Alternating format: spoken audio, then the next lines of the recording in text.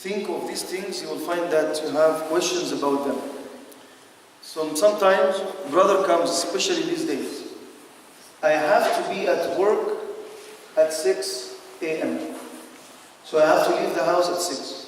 Can I pray Fajr before that or not? Sometimes the brothers say, you know what? I prayed, I had wudu, but I know that my son or the baby is on my clothes. Is it okay? Or I found out while I'm praying that the place that I was praying in, was not that clean. Sometimes I'm praying, and this happens a lot in the masjid. Now we all have coats, and then we take them off sometimes in the masjid, and we have like shirts or short shirts, and I'm going for sujood, and like some of my back is exposed. My prayer is valid or not? Sometimes I'm praying, and you know what? I was at work and I'm not sure what is the direction of the Qibla, so I just pray, you know what? Anywhere. I know what to do for Allah. Well, sometimes I pray right, sometimes I pray left. Is it right or wrong? Something happened to me now. Okay. Yeah. So I made Salaam. After that, I remembered that I missed one rak'ah. Yeah, you go home right away. That's another thing. Okay, I'm saying, I know you're busy, especially on Saturday when I go have fun with the family, but the fiqh is very important for our prayer. Especially when we talk about the prayer, it's very important. So make time, inshallah, to come and to share that together. Because it's something happens every day, and things will happen with you. So our brother here, what's your name, brother, again? Salim. Our brother Salim here he said that I prayed, and after I say Assalamu alaikum wa rahmatullah, Assalamu alaikum wa rahmatullah, right away, I remember that I missed one rak'ah. So I prayed Maghrib 2 rak'at only. What should I do?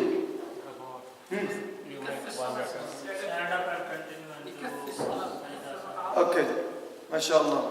There are two things here. If right away you remember, you stand up and you get the rak'ah that you missed, and you make sujood as-sahm. If right away. But if like now, you remember now, like it's 5 minutes of side talks between us, we talk, our brother, another brother, this is always happens. You forget, and your brother reminds you. He was praying to, mashallah, but he has open heart for everybody. So he's thinking about our prayer, which is valid or not, and he prefer you over himself. He doesn't concentrate in his prayer, rather he concentrate in your own prayer, which is wrong for sure. So he reminds you. And it happens also that you don't like what he said. You know what? No, I was right. No, I prayed full prayer. And you keep arguing for 5 minutes. And you fight. And you come to the sheikh. And then by the time you come to the sheikh, no, right? Sorry, brother. Yeah, I prayed 2 rak'at only. Well, he might remind you with the surah that you read after the Fatiha. Like he was actually focusing with you. He was praying with you. Now you got it. If it happened this way and there is a gap, no, you have to redo your prayer, the whole prayer. But in that case, only 1 rak'ah is fine. That's really sound. You should be fine, inshallah. So lots of things happen. In the last 2 weeks, I was talking about how to pray. And there's a little book. If you have a non-Muslim, not a non-Muslim, a new Muslim, somebody interested, or to be honest with you, some people, I use it with Muslims, born Muslims, who never prayed. And they're born and raised over here. If you bring him that book that I'm using to read about fiqh and how to pray, he will never pray. He will look at things and no. So there is a little thing, very nice. I use it always with the new Muslim class. It's called How to Pray, from A to Z. Okay? So we did that without explanation, whether it's sunnah or fard or pillar or even mustahab or makruh, all of this inshallah is coming. But today, as I said at the end of the halaqah last week, there are things that you have to observe before the salah.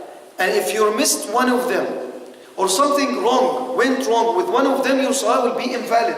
While these things before the salah, they call them شروط صحة الصلاة.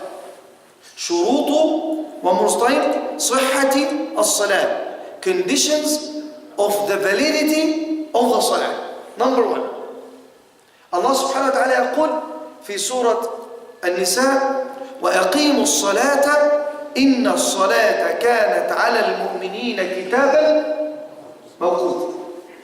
You have to pray in a certain time. If you're following with us and you're attending the halaqah with us from the beginning, we've talked about this. And I remember we had argument, me and Amin, about points in this area, the times of the prayer. Like, it was clear and it came evident from the sunnah of the Prophet ﷺ that we pray Fajr at that time. It's not your business. It's not my business to set the time that is convenient for me. In winter, it's late, and in summer, it's too early. So let's go in between and make a time for us to make our life easier. It's not this. Allah subhanahu wa ta'ala says that time, Prophet ﷺ prayed in that time, we pray. That's for, unless as we said before, for Asr, for example. Asr prayer, the schools of thought, the Prophet ﷺ prayed the Asr in two different times. And prayed the Zuhr in two different times. And prayed the Isha at the beginning, at the end of the time. So, the Prophet ﷺ prayed within the window, not outside the time. Again. So the Fajr time starts at this point. Ends at this point. And here is an hour. It's better for you to pray at the beginning of the time with the jama'ah. But let's say that the jama'ah decides to delay it a little bit, fine. But I cannot say, you know what, I will have my own jama'ah, people who listen to me, and we all suffer waking up early in the summertime, so we decided to pray at 6 a.m. every day in summer, which is 3-4 hours after the Fajr. Because it's convenient and easy for us, and we pray and we go to work after that. It's not for you to do that. So you cannot pray before or after. And this question happens a lot these days. The brothers say, I'm going to the exam. It came 3-4 times last week. 3-4 times about, I'm going to the exam from 12 to 3. Okay? No, when it's winter, 12 to 3, meaning that I'm not going to have time for Zuhr, to pray Salat al-Dhuhr. So I'm going to be finishing after Salat al-Asr. So can I pray Dhuhr before I go to the exam or not? The same applies to Asr or Maghrib. Can I pray before the time anyway or not? I'm asking you guys. You can. Okay. Yes, so, there are conditions with which you can pray before the time. We're doing it every day here at the mosque during the summer. There are conditions in which you can pray before the time. You're talking about Salat al-Dhuhr only? No. You can pray Asr before its time. You can pray Asr at the time. No. I'm not talking about Jama. I'm not talking about Jama. Let's say, good point. We're not saying you do Jama, Dhuhr and Asr at the time of Dhuhr. I'm saying you pray Dhuhr before Dhuhr. Be specific. I'm trying to be specific. To pray Fajr before the time of Fajr.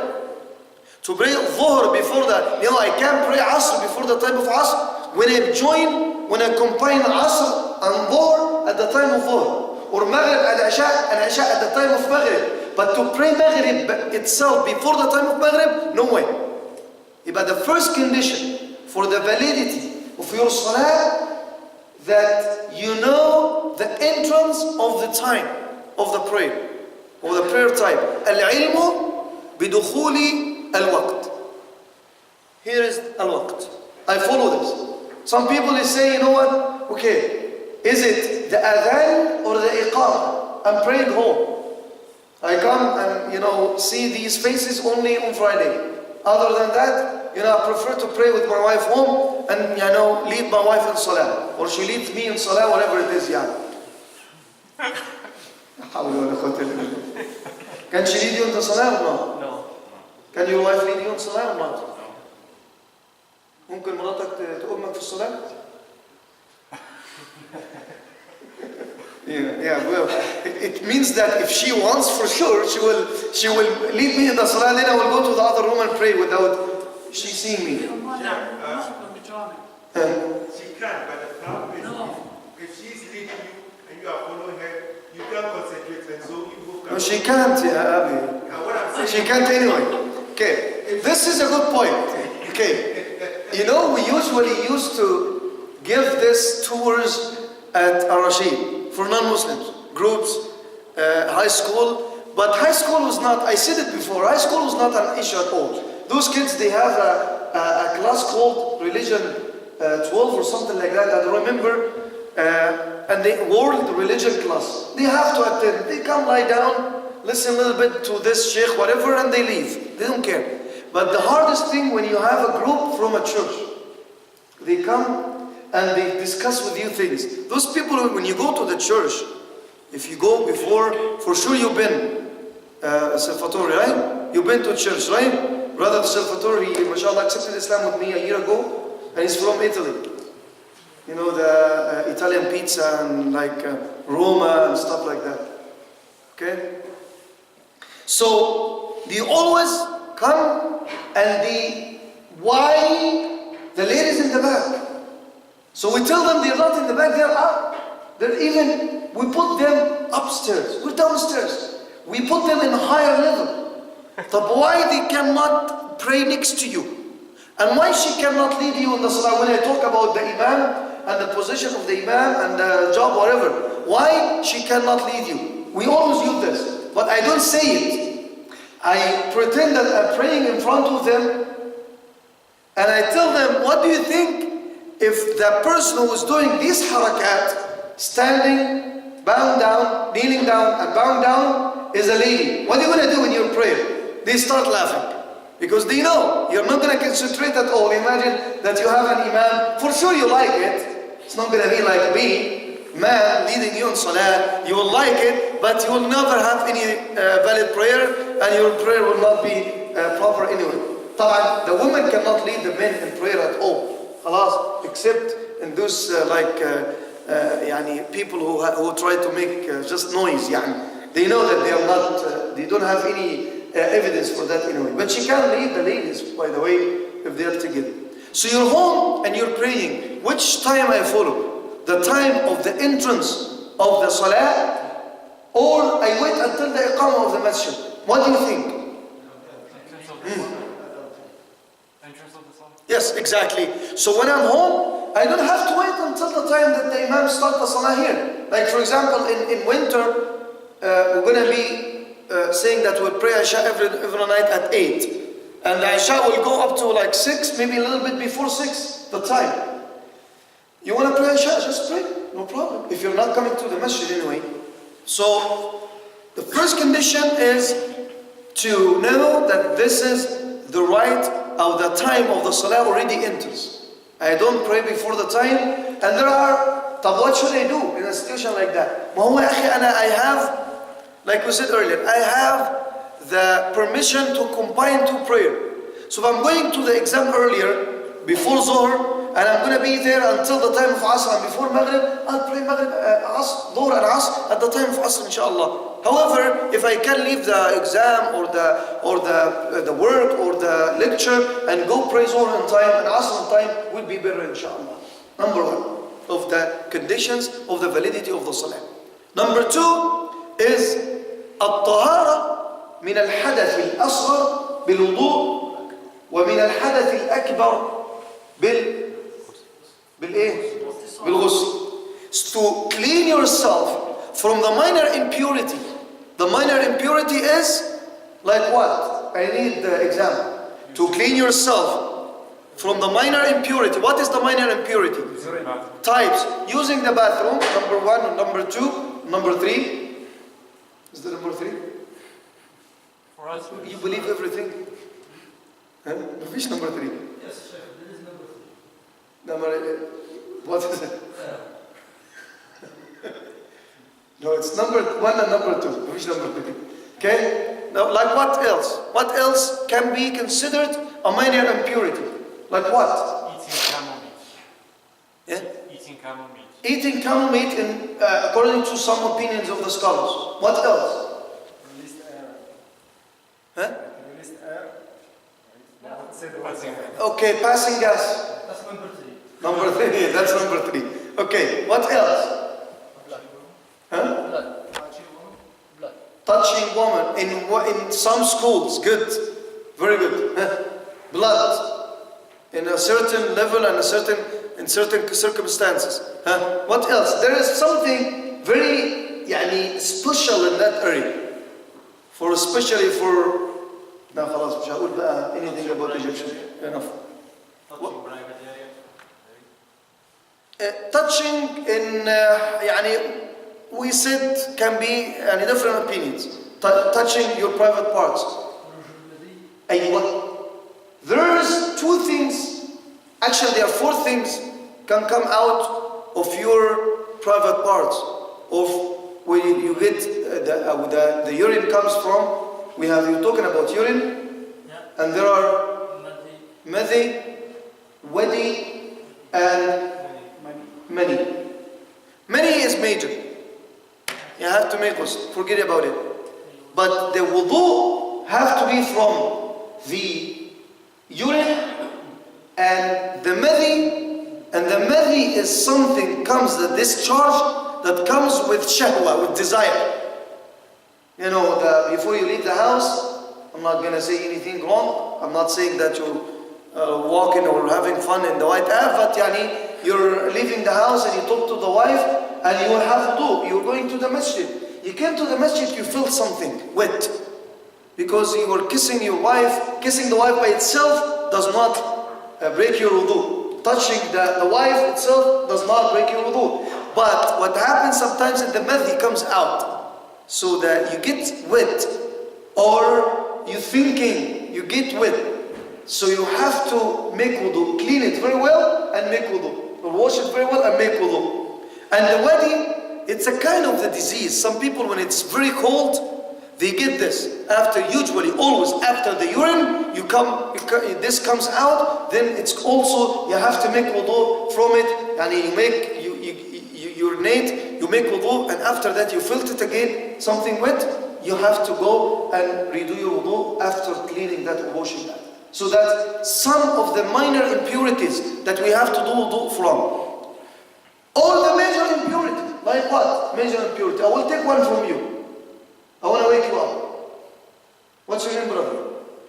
Yusuf. Like what? What's the major impurity that we have to do ghusl from? Ghusl. Shower or bath. Like what? Sexual function. Okay, the relationship between the husband and the wife. Number 2, the wet dream for somebody who's not married. You're like unless you don't see anything, there's nothing. So you have a very nice dream, but you wake up in the morning, nothing there. Hatta yara, until you see that it's wet, you have to make ghusl from. But if you don't see, there is nothing in your underwear, you're fine and you don't have to make ghusl. Even you see the dream. Like what? What else? What else has to be a reason for you and you cannot pray until you make ghusl? Khuruj al-mani in general. Khuruj al-mani in general. If you discharge semen without relationship with the wife. Sometimes, Unless you are sick. unless you what? You are sick. Sick, it's different story. Sheikh, Yeah. I heard once Imam said for many, if some people sometimes when they At least shoot mine. Sorry. some people when they some men when they lift heavy weights, Yeah. sometimes the many comes out. Yeah. He said in this case they don't need to make those. The way I know, as far as personally know, they have to make ghusl. Maybe different opinion. But however, if somebody is, and this is a very important thing, is with the wife. And he is starting the relationship and the kids come. طبعا you want to kill them, but you're not going to be able to do that. You're in Canada, okay? So the kids come and you decided خلاص, and they decided to spend the night with you. خلاص, alhamdulillah, استعوضنا ربنا في الليل. Okay? So if there is idkhal, you have to make ghusl even there is no mani involved. You guys know that, right? Okay, طيب. What else? تفضل. Regarding the madi, you said the madi, you have to clean yourself. Wash. Just washing the private area as well as the underwear. the Yeah, that's enough. The underwear is enough or has to be? No, if it is, we covered all of this before. If it is wet, you have to wash it. If it is dry, you just tufru. This is with the mani. The madi. The madi, you clean it. You clean what's there. Not comes after.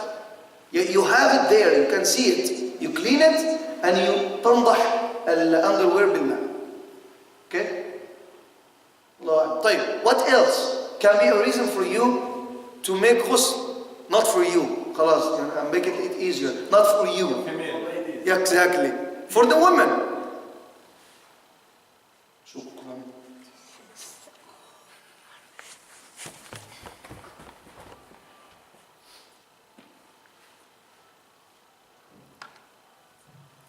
The sister has the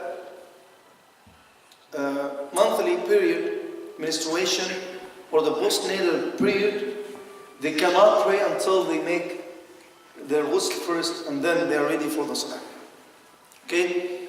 The conditions for the validity of the salah: number one, al-ilmu bidkhul al-waqt, the entrance of the time. Number two, cleanliness from the minor impurity and the major impurity through wudu, and we covered that, or ghusl, and we covered that, inshallah ta'ala, from some cases. طيب. Number three, طهارة الثوب والبدن والمكان. Now you have wudu, you have no problem, or ghusl, you're fine. But things happened. As we said before, you're getting like emotional, or you're carrying your friend's baby, and something happened on the clothes, girl or boy, and the details we covered. And is this not? But the thing is, I have to make sure that my body is clean. There is no impurity or any type of najasa on my body. There is not any type of najasa on my clothes. There is no any type of najasa in the place that I pray in. And we cover this. However, they said there is a differences of opinion about this. And I didn't know. I was praying here, and I finished my prayer. Brother Sulaiman, after the salah, come and say, brother, this area I seen a baby or a kid this afternoon, bees on that spot. I didn't know. If I didn't know, I'm okay. If I knew and I decided, because there is no other spot on Friday, for example, decided to pray, my prayer is invalid and I have to redo my prayer. This applies to the place, the clothes, or the body. Any type of impurity has to be taken care of before the salah. طهارة الثوب, طهارة البدن, وطهارة المكان الذي تصلي فيه. However, you guys remember we said that one of the specialities of this ummah that was given to Prophet Muhammad ﷺ, that he said, وَجُعْلِيَتْ لِيَ الْأَرْضُ مَسْجِدًا وَطَهُورًا, that the whole earth is made as a masjid for me, and its dirt is a place of making tayammum or wudu, whatever it is. But this doesn't mean that I go to an area that has dirt or filth and I pray in. And we said that before, we covered this when we talked about the places of the the camels, if they're there, the graves and the washrooms and stuff like that. I cannot pray in these areas. And some people say, you know what, at work I have no place to pray in except the washroom. La ya habibi, don't pray in the washroom. You cannot pray in the washroom. Over here, for example, on Friday I come late, and no way that I find a spot, so can I just go in that area between the washroom and the wudu area? No, don't do that. Because it might, for sure, somebody takes something from inside and put it outside. Okay, so it is not permissible to, and it's my job to make sure before the salah that this area are clean or pure. I said three things now. Number one is from the conditions of the validity of the salah. Number one is What time is it? What time? What the meaning of the time? دخول الوقت. Entrance of the time. Number 2. Brother, what's number 2?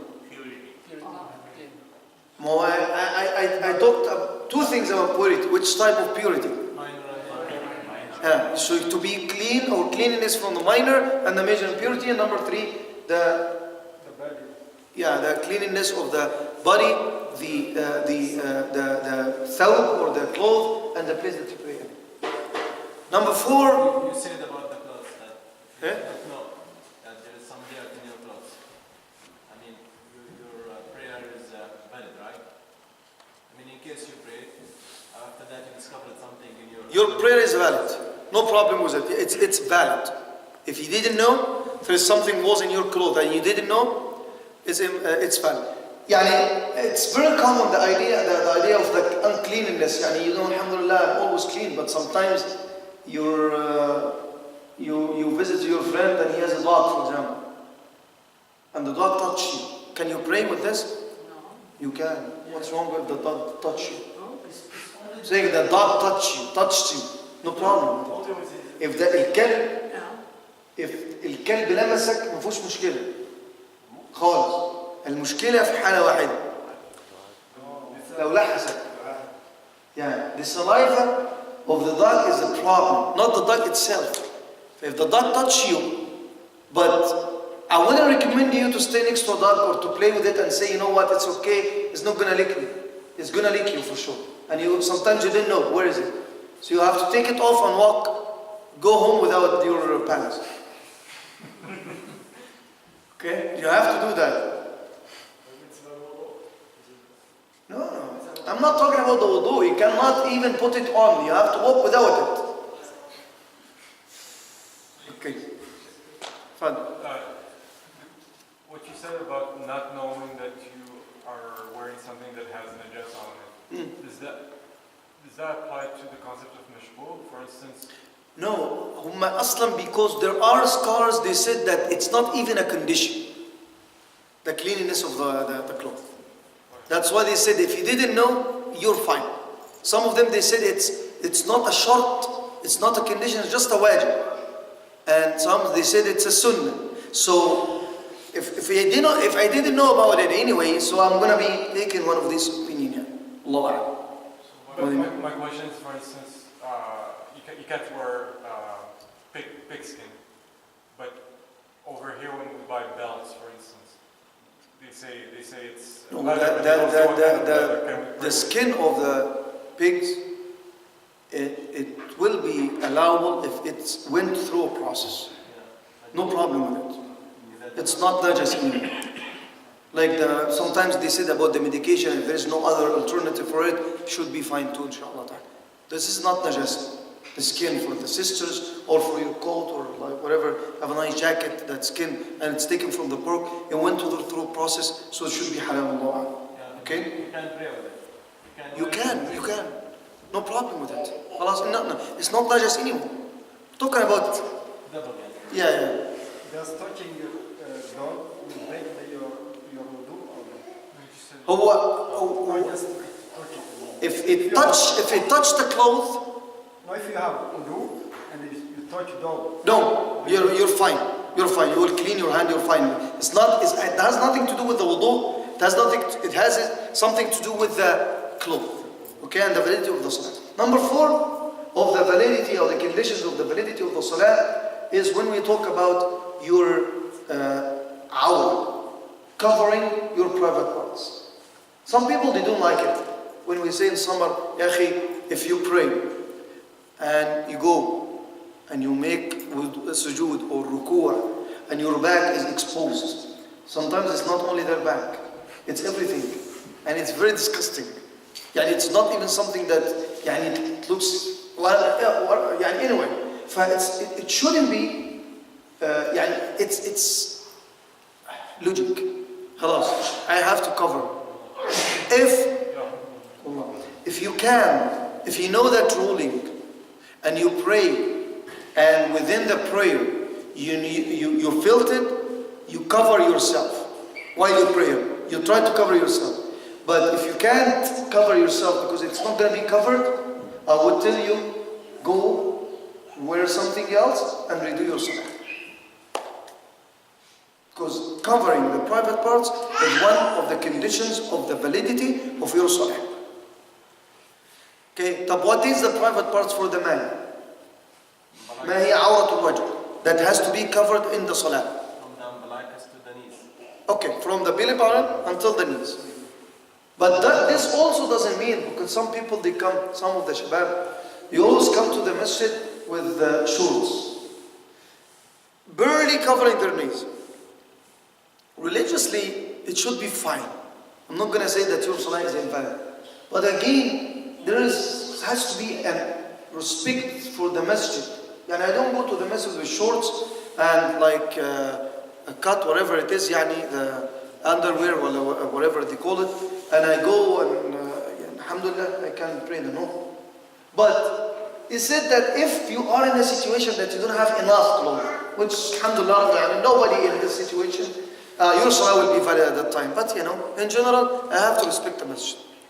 As for the sisters, they're awra. Because now, to be honest with you, you go to the masjid, you're leaving for Jum'ah, or any day you find some sister coming to the masjid, mashallah. Where are they going? Mashallah. They have something very like see-through on their arms or on their legs, wherever it is. They have a very tight pants, skin or skinny, whatever. Yani stuff that it's not covered. They are not covering their awrah. The ulama they said. However, they disagree a little bit, but the minimum of the disagreement is that the awrah, the woman, all of her body is awrah. Awrah is private part, except the face and the two hands. Some they went a little bit further and they said that only the face, even the hands should be covered. Some madhahib say the feet are fine. The feet, okay? So, al-wajh wal-kaffayn. And the feet, not the leg. يعني القدم وليس الرجل. The woman cannot, her prayer, even if she's inside her room and she's praying home, she cannot pray while she's exposing part of her hair or of her body except the face and the two hands and the feet, according to one madhab. Okay? We're not strict, but this is a condition. When I'm taking this to my wife, I'm telling her this is a condition for the validity of your own salah. You're not following this, your salah is not going to be valid. Exactly like me when I don't follow that in the salah. Tfaddal. You say only the ahnaf allow the feet. The feet, I think so. For Shafi'i it needs to be covered? I think so. Allah. Okay, so Satr al-awra, covering the private part, is a very important thing. And the ulama, they have details about the clothes itself. Like some people, they said that, you cannot just pray in anything. Some shabab sometimes, he has there is a nice picture on a t-shirt and they put it on, stuff like that. It's not desirable to have t-shirts that has pictures of a human being and stuff like that. Distraction in the salah, distraction for other people. طبعا for sure the silk, anything made from silk, pure silk. And don't worry about this. There's no silk these days. It's all manufacturers. So there's not that pure silk these days. Or if somebody stole like clothes and praying with it, details about this. I don't think it's going to be an issue, inshallah ta'ala, for them. The last thing for the validity of the condition of the validity of your salah is to face al-Qibla. To pray towards the direction of al-Kaaba. You cannot just, again, as I said earlier, this direction at work is the office of my manager. So, I don't want to be facing that. I'm going to just, no. However, they said, الانحراف القليل عن القبلة لا يضر. If you're little bit away from the Qibla, you should be fine as long as you're facing the main direction. Okay? Which is, yani, as we say from North America, is the northeast, 23 degrees, something like that. That, inshallah ta'ala, should be fine. Fine. But they said that sometimes you can pray without facing the direction of the Al-Kaaba. In some cases. One case, if you're feeling from something. Yani you are in the, مثلا outside. And you're camping, and somebody told you that there is a bear coming from here. There is actually, but this is not the direction of the Qibla, and you're worried about yourself. You can pray to that direction in that case only, or if you didn't know. However, if you didn't know the direction, you ask first. Look how the process goes. I'll ask. I'll get the compass. I'll check with people. I'll see the sun if I can. I'll make a phone call. I'll do all of my best. Then they said this direction, or then nobody helped me, so I'll go to the direction that according to my own judgment.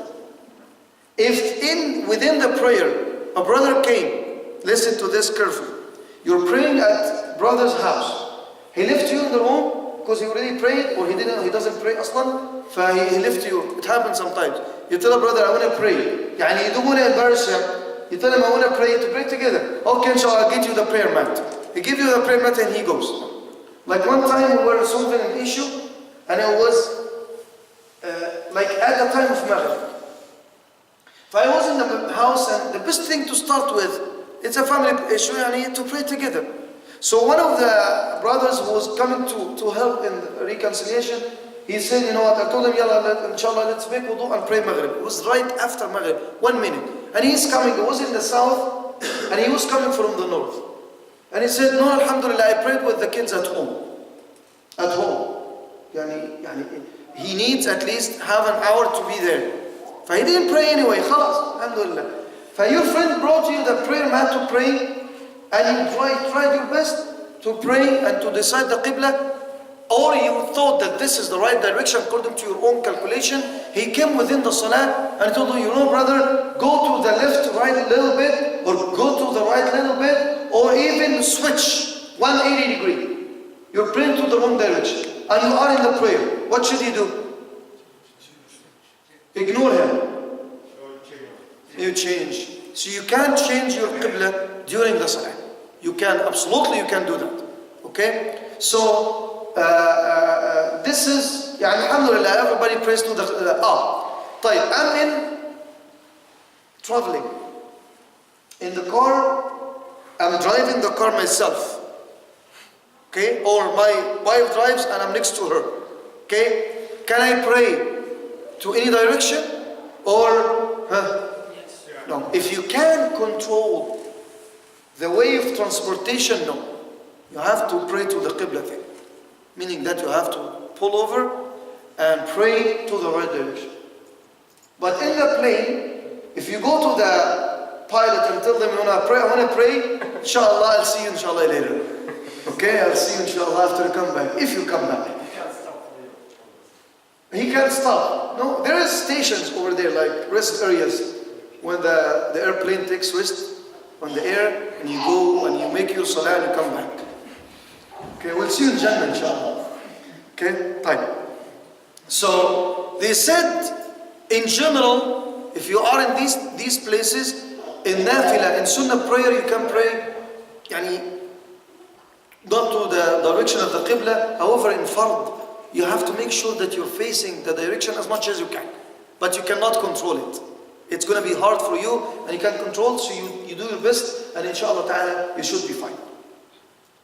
Knowing the entrance of the time, the cleanliness from the minor and the major impurity, cleanliness of the body, clothes, and the place of prayer, covering your private parts, facing the Qibla, these are, as the scholars say, these are the conditions for the validity of your salah. If you miss one of these, or there is anything wrong with any of these, your salah will be invalid, and you have to redo your salah.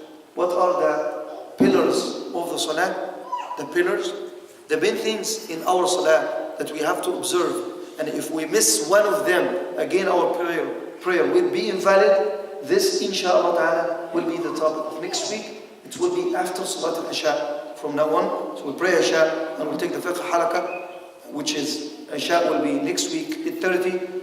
I'll try my best to make it 8:15, 8. We'll see. We'll discuss it with Sulaiman. Otherwise, I'll be in trouble with Sulaiman. We'll try to get Isha a little bit earlier on Saturday. I shouldn't have much. I want to go play. Yes. Okay. Anyway, inshallah ta'ala, the Seerah will be after Isha too on Friday next week. Inshallah, I'll take the questions if you have any question about this or in general about fiqh, inshallah ta'ala. Fadayana. So if you're praying and within your prayer, not because someone else tells you, but you realize that you made a mistake and the qibla is, you're praying the opposite way of the qibla, you just turn around? You have to. You stop your prayer and you resume? No. Just you were mistaken. You didn't do it intentionally from the beginning. It was a mistake. So you switch and continue. That's what, they all depend on the hadith of the Masjid Quba, or the Masjid al-Qiblatayn. The Sahaba, they were praying, the Qibla changed, then they switched. They didn't restart their prayer, they actually changed the Qibla within the prayer. Okay? Any other question? Go ahead, Hassan al Zaman. So, like sometimes I'm praying after, before finishing the salah, I realize that is it like third rakah or fourth rakah? So I got confused. Stop praying. Don't pray anymore. If you're doing that in your prayer every time, you know what? Let's hit it. Don't pray. Alhamdulillah. Okay. استنى يا عم ما جاوبناهوش. If you're always doubting the number of rak'at, first thing, never let the shaitan plays with your mind. So decide, you know what? It's fourth rak'ah, I'll go with it inshallah ta'ala. So you go, as they said in Arabic, with ghalib al-dhan, with that, if the percentage 90% fourth rak'ah and 10% only, the third rak'ah, I will just go with the highest percentage in my mind. Okay? However, I'm not sure, 50-50, I'll get another rak'ah to be in the safe side. But getting another rak'ah is not a solution, because some people just put it, the first solution always.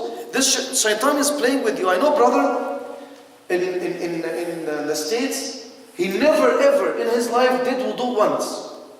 Whenever he did wudu, he repeated 1 and 2 and 3 times why he's making wudu. Why? Because I forgot something. He didn't forget. The shaitan is playing, insinuate, and take advantage on you. Don't do that. It's not shaitan, it's psychological problem. It's a shaitan too. It's a sickness.